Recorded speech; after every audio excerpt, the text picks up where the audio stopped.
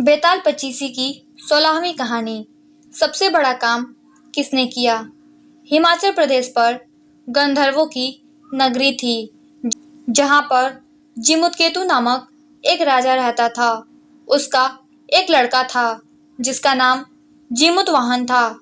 बाप बेटे दोनों ही संस्कारी थे, सदैव धर्म करने में ही लगे रहते थे।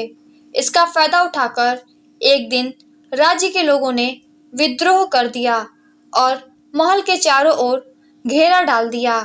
राजा बहुत परेशान हुआ, लेकिन बेटे को बहुत गुस्सा आया। उसने कहा कि पिताजी, आप चिंता न करें, मैं सब विद्रोहियों का वध कर दूंगा। तभी पिता कहते हैं कि नहीं, तुम्हें ऐसा नहीं करना चाहिए, क्योंकि महाभारत करने के बाद युधिष्ठिर भी बहुत पछताया था। पिता पूरा राज्य और शासन भार अपने लोगों को सौंपकर पर्वत पर जाकर कुटी बनाकर रहने लगा और बेटे जीमुतवाहन को भी साथ ले गया। वहां जाकर जीमुतवाहन की मित्रता एक ब्राह्मण लड़के से हुई। दोनों एक दिन ऊंचे पर्वत पर घूमने निकले तो वहां उसकी मुलाकात एक सुंदर कन्या से हुई। दोनों को एक दूसरे से पहली नजर में ही प्यार हो गया। जब ये बात लड़की के पिता को पता चली तो उसने तुरंत ही बेटी का विवाह जीमुतवाहन के साथ कर दिया। एक बार जीमुतवाहन कहीं जा रहा था कि उसे पहाड़ पर एक सफेद ढेर दिखाई दिया।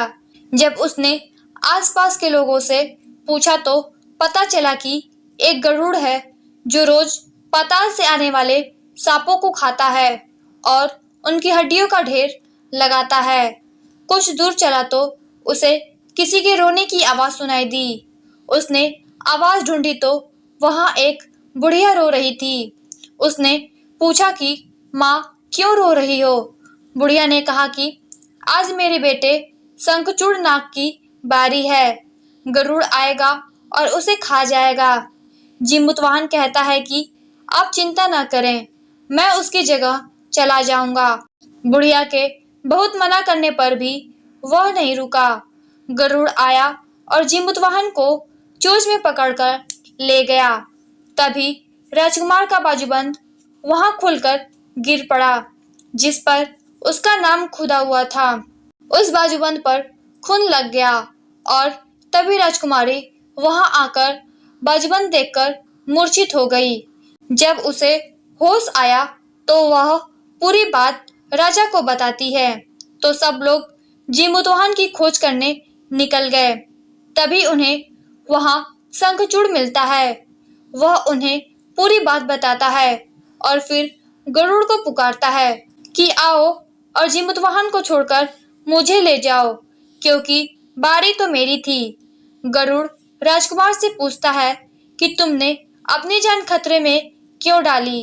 राजकुमार ने कहा कि अगर कोई मुसीबत में है तो उसकी मदद करनी चाहिए।